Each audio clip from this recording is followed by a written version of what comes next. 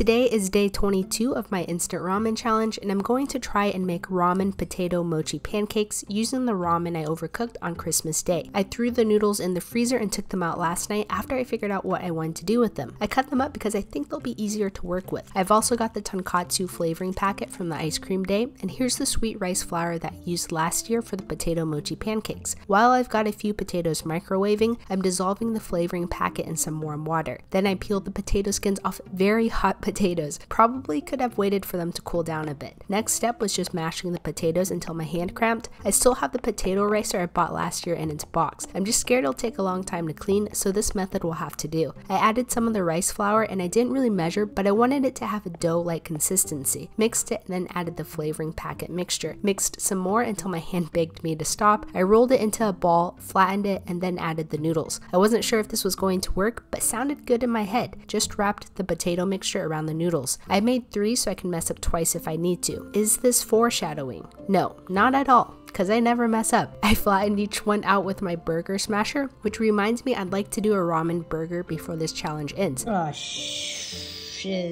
There's not many days left, but I still have a ton of ideas. Oiled up a spatula and gently placed it in some hot oil. This took a while longer than expected to cook, even though I had it at 350 degrees Fahrenheit. In hindsight, I should have added more oil so I didn't have to worry about flipping it and breaking it. So pancake number 1 doesn't look too bad. For pancake number 2, I added more oil so the whole thing could be submerged. Things were going great until they weren't. The pancake popped and then it looked like hundreds of little baby pancakes were coming out of the hole. And I'm like, yo, what are you doing? And of course I got no reply. I just decided to take it out because it was deflated at that point. It was so bad that the police siren started going off.